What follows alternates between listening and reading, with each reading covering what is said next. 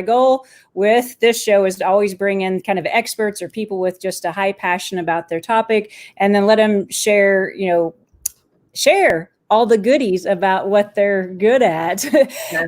So tonight, Kelsey, when did we meet? 4 or 5 years ago? Yep, 4 or 5 years ago. Yep. Yeah. So I met Kelsey at church, and I just loved her from the moment I put my eyes on her, because that beautiful smile, how can you not love her? But she is the founder of Rain Social, and so all things social media. She's a social media specialist. She has grown up here in Wichita, born and raised. I was born at McConnell Air Force Base, grew up in Derby, and then moved to the big city of Wichita. So we're, I guess I'm a native too. So we're planted here, and maybe we'll stay here for a while. But she is, I am kind of a social media geek, I would say. I'm fascinated by it, but I know I only know like probably 1/100th or 1/1000th of what's out there. And I'm pretty, I follow a lot of people and I try to learn a lot of different things, but social media is a beast. Whether you're just trying to use it, to connect with your family a little bit, it can be overwhelming, but especially if you're a business owner and you're trying to, really take advantage of all the freeness of social media to do that organic reach. And it changes all the time. So I really wanted to bring Kelsey on here tonight, just so we could get some, just basic kind of 101 tips of social media. But first, I want to, Kelsey, just tell us a little bit about yourself, because I think it's important for people to know who's with us tonight, just a little bit about yourself and why you're so passionate about social media. Awesome. Hi, Andrea, and hi, Kim. But thank you again for the honor of being able to hold space with you tonight, Leanne. I'm excited to be here and talk social media. I'm super passionate, and you will hopefully be able to hear that in everything that I'm to share with you this evening.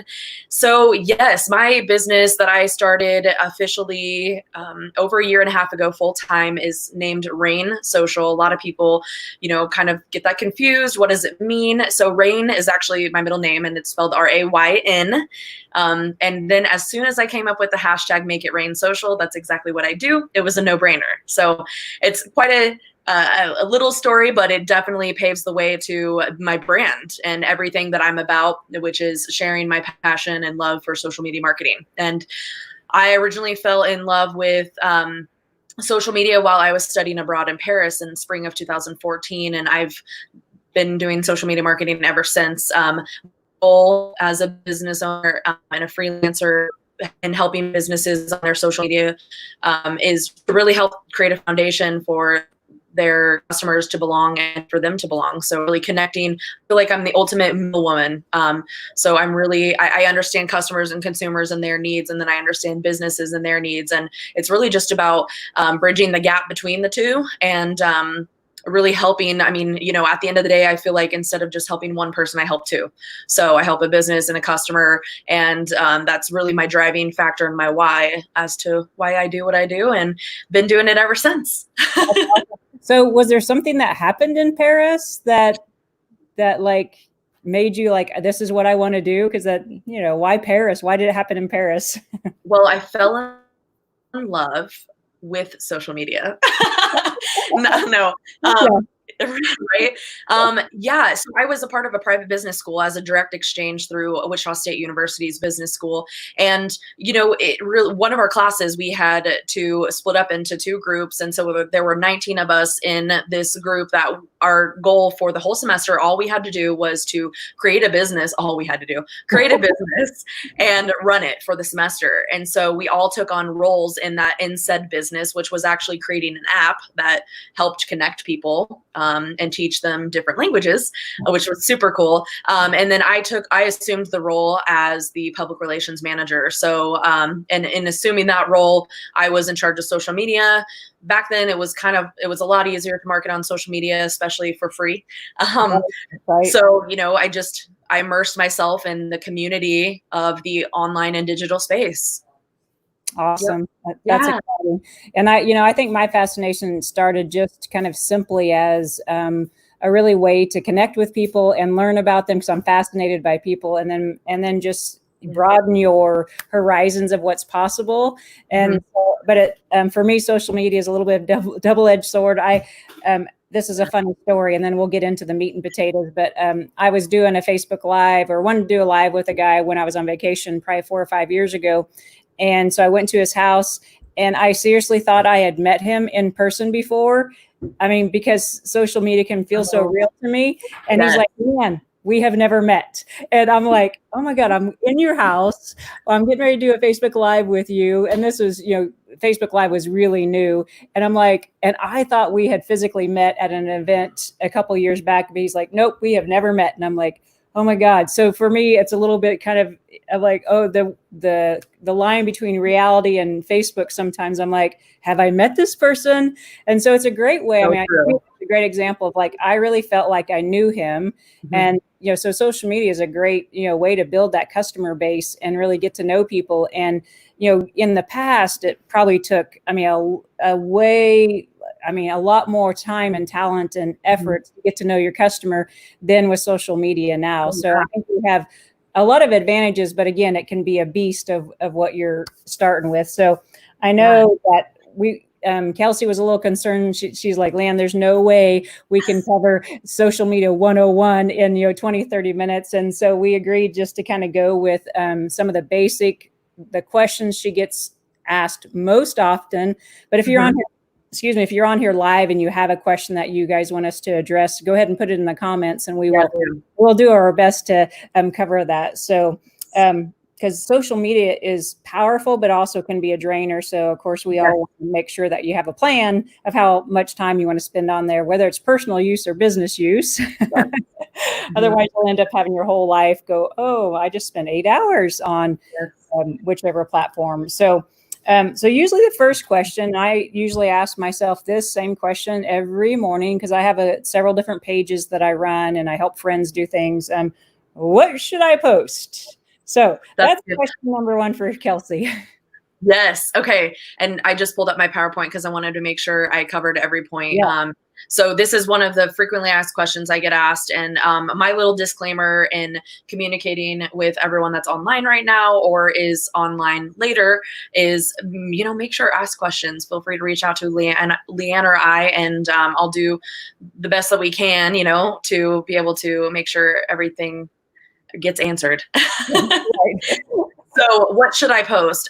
So this is a big question because a lot of businesses, and there's so many different industries out there. And that's why I wanted to tailor a lot of the content that I serve up tonight to be more of the 10,000 or 1,000 foot view, because a lot of the answers are very specific on the industry that you are in, and will sometimes reflect in what I'm going to tell you. So there's 3 things that I like to know when it's, we're talking about what should I post? And that is probably the number one question, aside from, what time should I post or how many times should I post? And we'll get to those later. But, what I really challenge a lot of people when I'm working consulting and one-on-one is asking, one of the first questions I'll ask, well, what types of content do you engage with?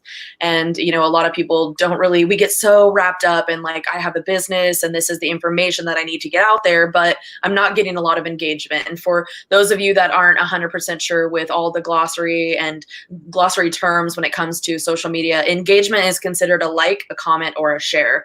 So when you see and review your analytics, and it says, there's quite a few different options, engagement is a like, a comment, or a share. So those are one of the analytics. If you have a business page that will come through Facebook and specific and other platforms as well. And I think something that everyone should write down, everyone should note, is just really think like a consumer. So what types of content do you engage with? Because it should be whatever you engage with, other people will engage with as well.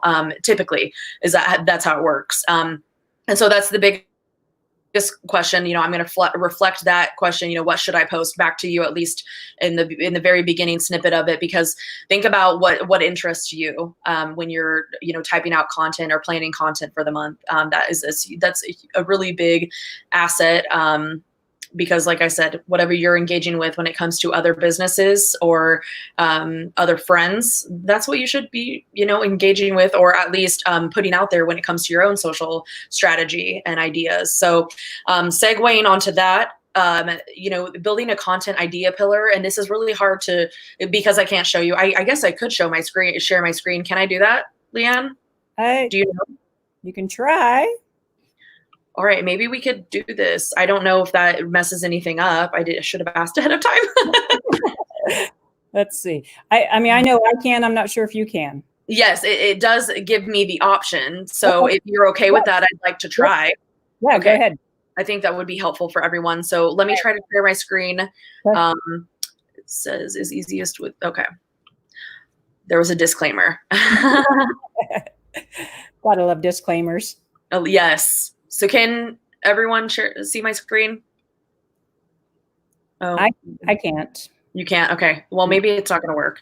So we won't worry about it, but I can post in the comments, pictures of what a content idea pillar is when we move forward or after this live, if that makes it easier. But what I'm talking about is, I mean, when you think of a pillar, it's exactly like you would think, you're thinking about a funnel, a pillar of content. So what I typically do when I create a content strategy for social media, this is where a lot of people get stuck, is they're trying to think about every day, what should I post?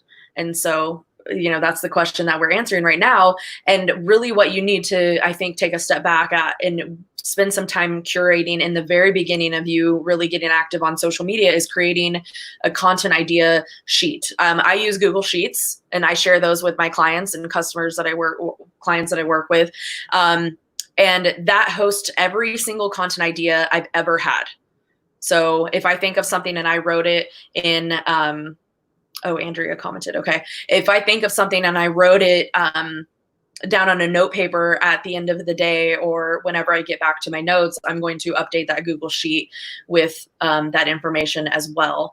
And so what I typically do, and it's hard to have it up and not to show you, but I will send you a snippet so you understand or how my process of doing it is you just want to house somewhere where you have all of your content ideas. So write that out on a note. If you leave it in your brain and it comes down to, oh my gosh, it's Thursday, I haven't posted today, everyone knows not only are you taking longer to post because you're thinking about what you're going to post, the likelihood of the quality of your content suffering is extremely, it's likely that would happen. And so I think you need to take a step back and focus every month on content ideas and creating a plethora of ideas. I typically have 100 interchangeable ideas per client. Some of them are a little bit harder than others because they're in the B2B industry and they have only a certain amount of things that they can communicate.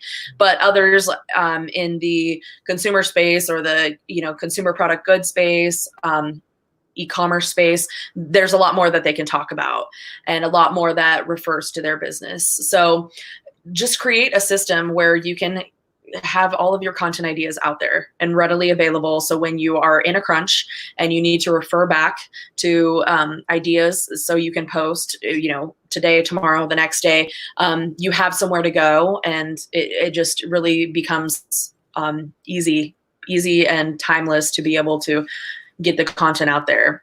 Yeah, I know, even for myself, Kelsey, just in personal, just even if you have kind of a personal message, sometimes when I have an aha moment about something that I'd really like to share on Facebook, but maybe I've just posted a post about my grandkids and I'm like, well, you don't want to post back to back. So I have a little private group, my own little private Facebook group where I put my Facebook post ideas. And so I'll type it up in there sometimes. So that's another idea that maybe not work for a business, but if you're an entrepreneur, like a lot of people on my page are, that might be another simple way. So when something comes up, it may not be the best time to post, but you can still put it on Facebook in private or in another group section, and then all your ideas are right there, and you can just go grab it when the time is better. Exactly. And I'm a big fan of trying to plan out content as far in advance as possible, because that's when you're going to get a lot of your quality content. And so if you can optimize, having your content ideas in one location and just picking and choosing, there is a rhyme and a reason. And again, we only have 30 minutes, so we won't be able to go into depth as to like how many days of the week, what days of the week, and stuff like that. I'll answer as much as I can. And I'm happy to share, snippets of this PowerPoint presentation as well, which will help kind of reiterate the message that I'm sending to.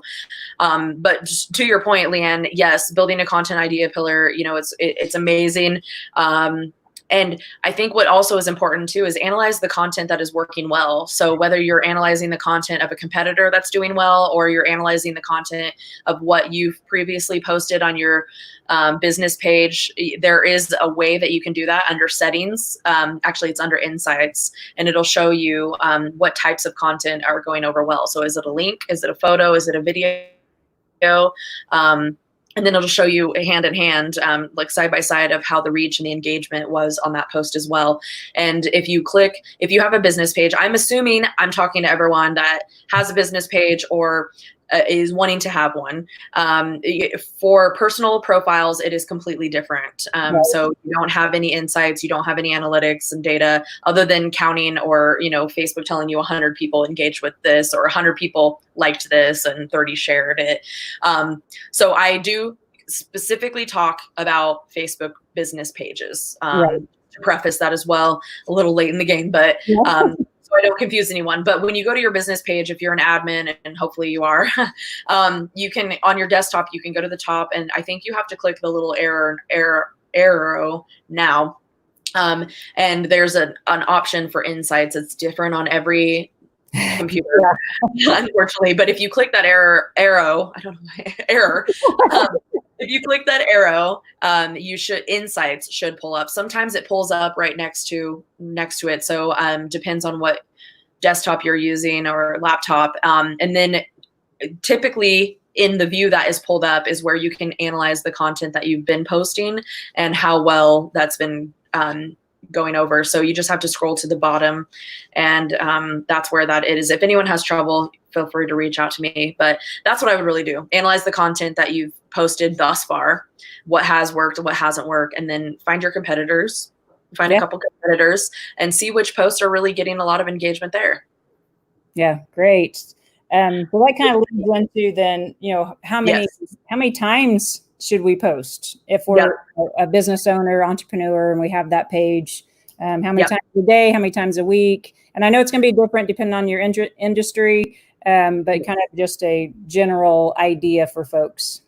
Sure. Okay. So I'll give you as many notes as I can, and I'm going to skim across a couple different platforms.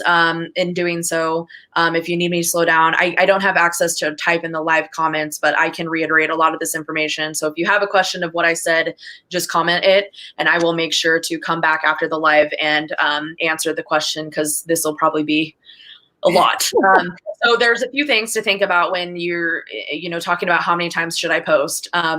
I'm going to give you like the bullet points first, and then I will tell you how much to post on different platforms.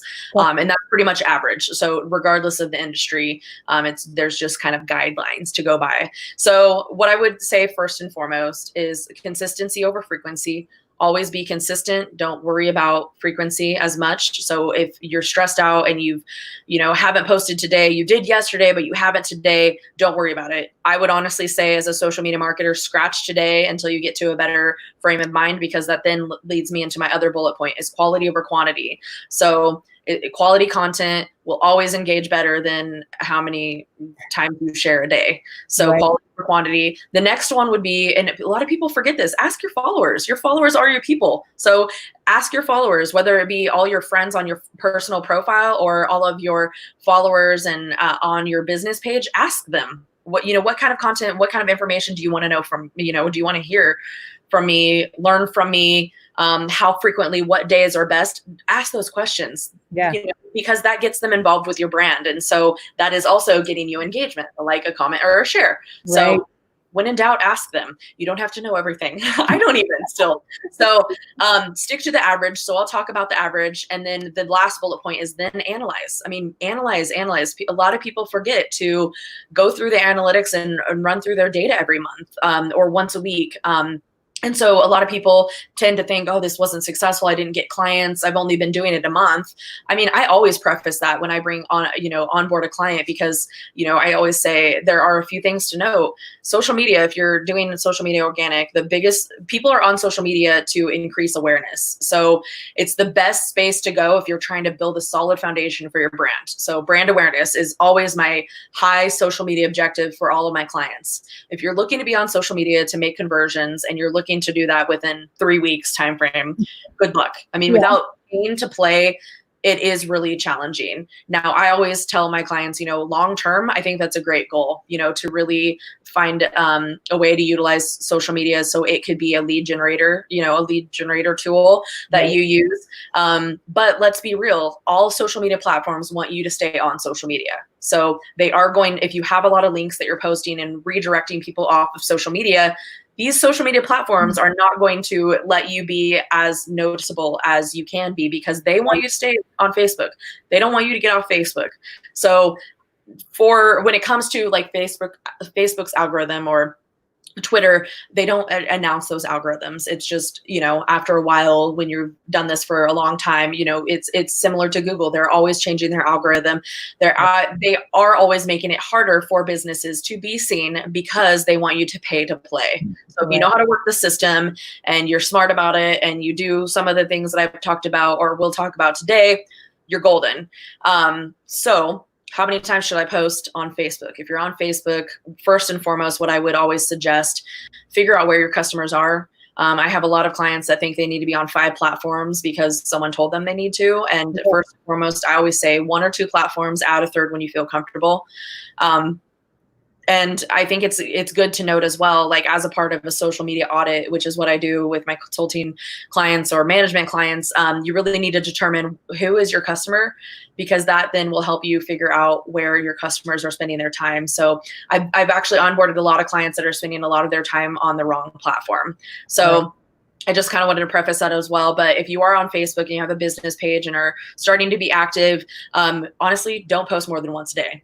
And here, the why of that is because you're working against the algorithm. So if you're posting twice a day, your posts are then splitting the amount of time or the amount of people that are seeing your content. So you are hindering yourself if you're posting on Facebook, on a Facebook business page more than once. It's not the same for a Facebook personal profile, which is how you are all watching this video.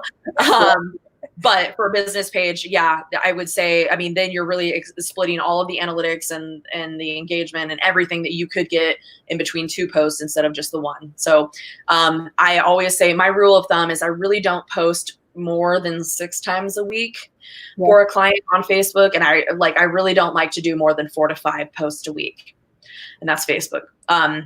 Instagram, we all know, or maybe you don't, Instagram is owned by Facebook. Instagram is a little bit different. I would say the average is usually 1 to 2 posts a day. But I still pretty much post as much on Instagram as I do on Facebook. That's just my general rule of thumb. They are 2 completely different platforms, and they are to be treated completely different too. Right. And demographics are even completely different. So those are just a few things to note. But 1 to 2 posts a day on Instagram. I would say if I had to give a range, I usually say 5 to 7 posts a week on Instagram. Okay. Now Twitter, I love Twitter, but only 23% of at least, people my age, millennials, are on Twitter. So that's actually not, it's definitely not as big as Facebook and Instagram. And so Twitter, here's the disclaimer on Twitter, is the average tweet only lasts 14 minutes. Oh, 14 minutes? 14 minutes. I know that always blows my mind every time I say it out loud, but it's true because so many people so Twitter is a real-time news feed, essentially. So 76% of people, and those stats changed all the days, every day. So don't quote me, but it's in the 70% range of people source their news, their weather, and go to Twitter to be able to interact with celebrities or influential people. So that is why, I mean, 3 of the top reasons that people use Twitter. I also like to add in there, I like to use Twitter, especially with my B2B clients, because there are a lot of like leaders in the community, and it is very community centric on Twitter as well, based on my experience. So with Twitter, I mean, it's a real time. So real time, you know, average post or average tweet, 14 minutes. It is something I feel like you would have to commit to X amount of tweets a day in order to really make it beneficial to what you're trying to accomplish on Twitter. And so what's the average age on Twitter then? Oh gosh, I don't actually remember. Okay. Is Average it older than, like, it's obviously an older age than Instagram. It is. It's more. I would say it's more all across the board, like Facebook. Facebook is less to Gen Z. So really, anyone under the age of like 22. A lot of under 22 aren't on it anymore. They the top 3 platforms for teenagers, excluding TikTok, because you know that. But were Facebook, or not Facebook, Instagram, YouTube, and Snapchat. I don't think in that order. And I will note as well, so the most searched for website was YouTube just surpassed Facebook. I think like within the last few months. So it was Google, Facebook, YouTube, and now it's Google, YouTube, Facebook as the most like searched website. So obviously, you know, YouTube is a social platform as well, but strictly video. I don't actually market a lot on YouTube because I don't have a lot of clients that do a ton of video outside of Facebook and Instagram. LinkedIn is another big one. And I would suggest treat it similar to Facebook. I wouldn't do more than 1 post a day. And a lot of people use it for their personal LinkedIn pages. The only thing I say all across the board is if you're using personal anything to market your business, you are always limited by how many followers or connections you have. Right. So, we have a question from Kim. So if her market is predominantly women from 30 to 60. She's on Facebook. What other platform would you recommend for that age span of mostly women? That's a great question. And I know a little bit about what you do, Kim. So I would, if it were me, I would suggest, I mean, I would really stick with Facebook for now. Oh gosh. I think you'd be okay with Twitter or LinkedIn, but I really feel like a lot of your people are going to be on Facebook in general for what I know that you're wanting to accomplish. And I know you're in the health. I mean, Leanne, speak for Kim and sharing what that industry is, if you don't mind.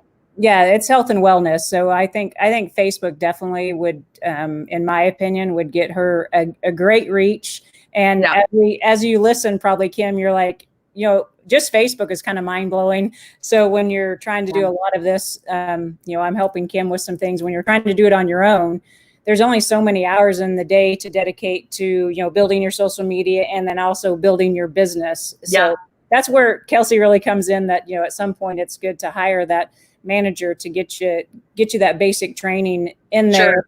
And then hopefully be able to turn it over, you know, take it on yourself once you have a better understanding of it. But yeah. And also noting too, I mean, Kim, long-term, ideally, I do think you could add on YouTube or Pinterest, but again, it's a time commitment. And so I think if you're just starting out, I would really get good at one platform and is utilizing as much time as you have to be able to create a community in one location and then expand from there. And then if I had to suggest, I mean, I know the health industry and I've worked in the health industry with clients, and I do feel like, depending on if you're writing a lot of blog posts or if you're sharing a lot of inspirational quotes or if you're sharing meal plans and stuff like that, that a good place to host it would be Pinterest. That age range is definitely on Facebook or on Pinterest, but it's something else to manage. So I really would suggest you know, spending your time on Facebook and then going there from there.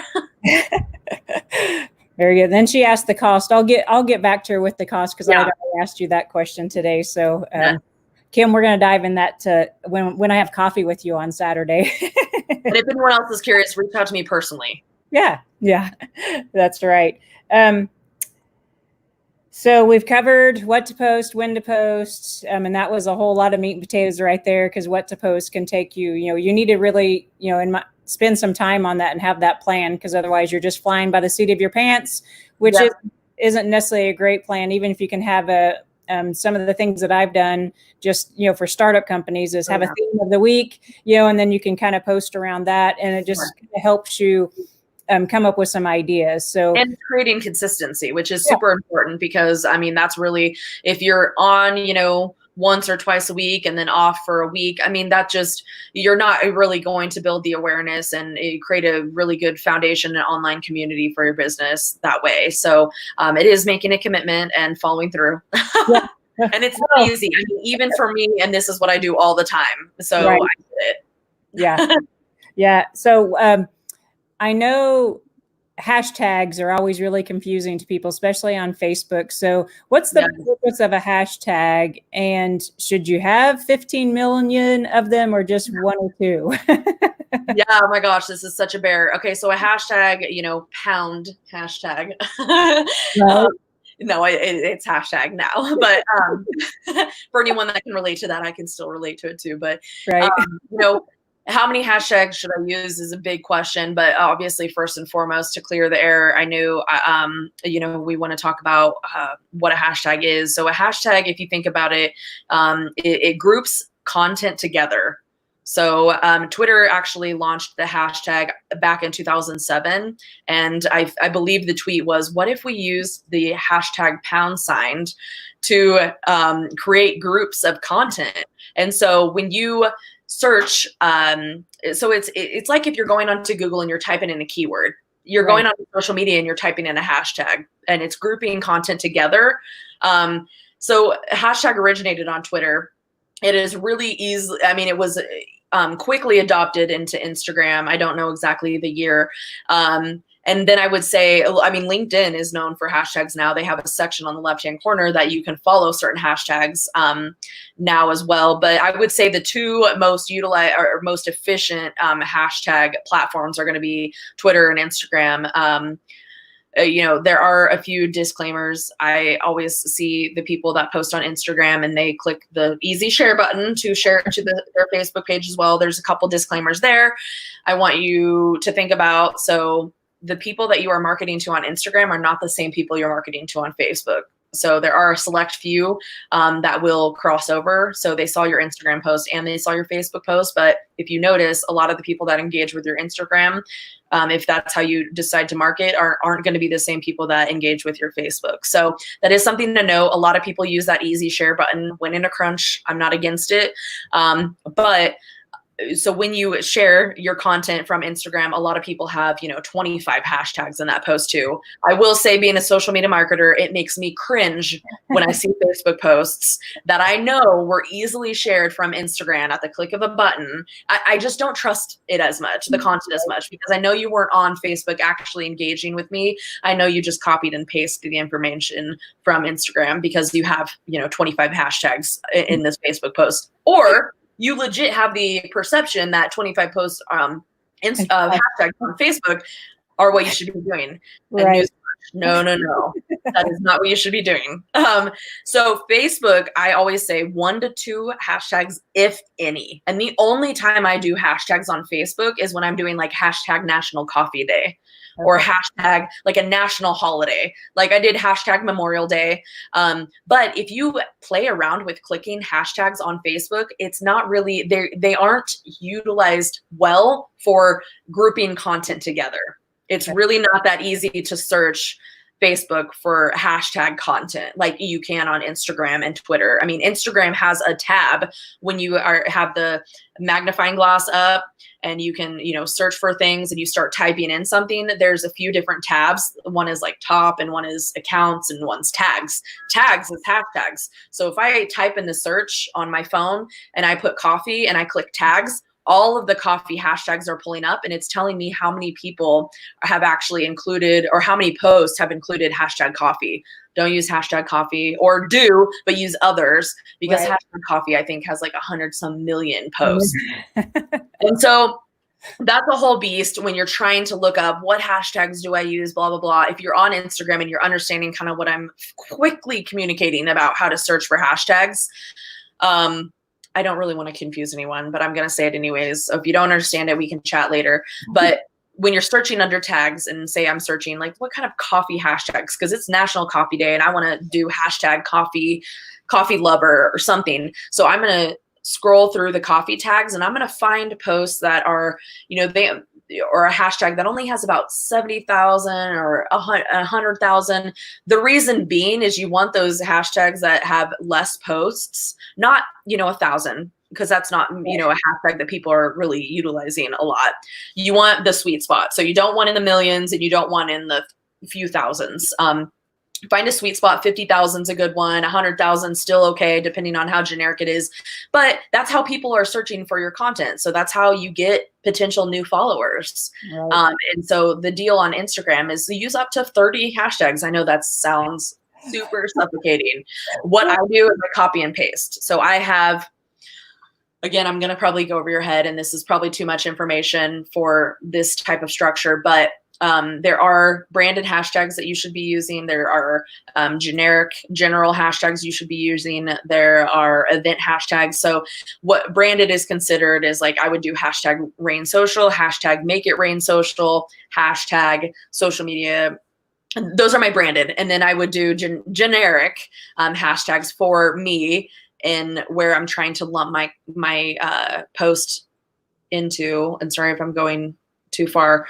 Would be like hashtag social media marketing, hashtag SMM, which stands for the same thing, SMM, hashtag social media, hashtag Facebook maybe is one I would do. And so I have about a few branded ones that are only applicable to my brand and represent my brand. And then I have a few generic ones that just represent like the products and services that I represent.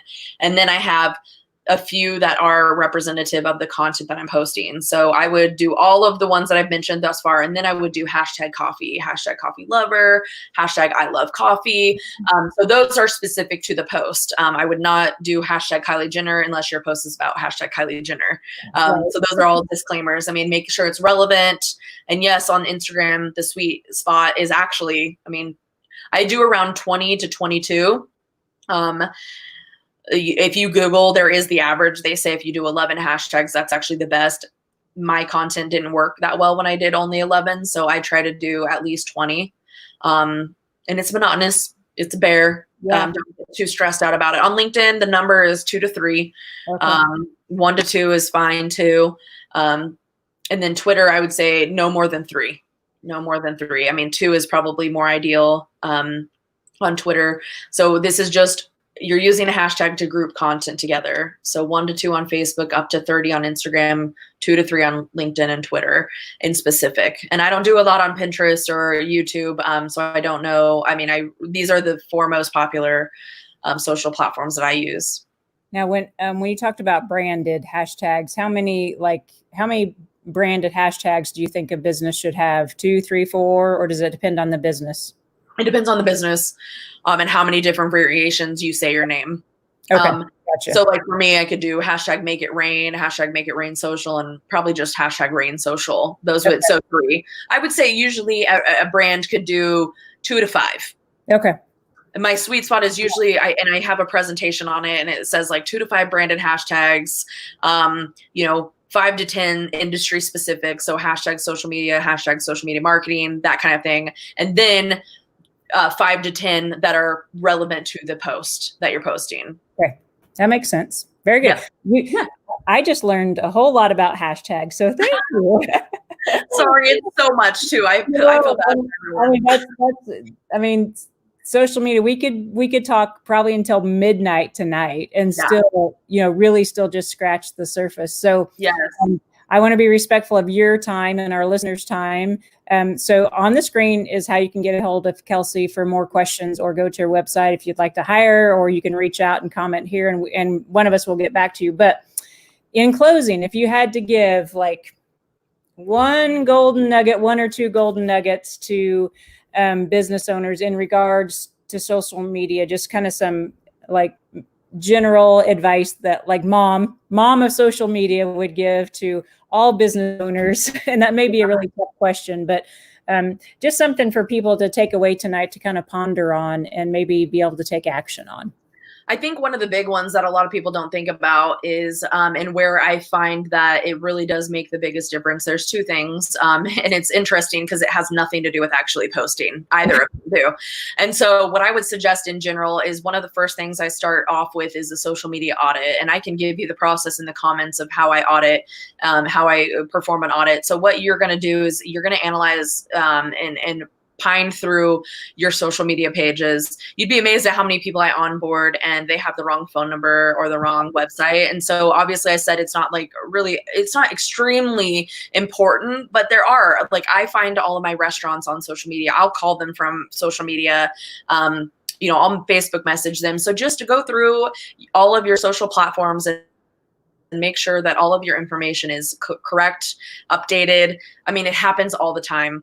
There are so many different little things I wish I could show you. So we might just have to do another one where I can kind of play around and show you how to, invite your friends to your Facebook page, or make sure that you communicate to your followers. Here, you can see my post first. So every single time I post, if you want to see my information in the top of your news feed, here's how to do it. And I know that everyone's like, oh, this is fun, I want to know that. Just, I can't show you. So, and it's hard to tell because it depends on the computer you're using. So go through your social media platforms and what you have, make sure your information is right. And just, that's going to be your foundation. So before you start posting consistently, you need to make sure that you have all of the pieces connected and working, because then you're going to continue to build your foundation up. And so that's a big one. And that's where a lot of people those are the things that people don't think about. Right.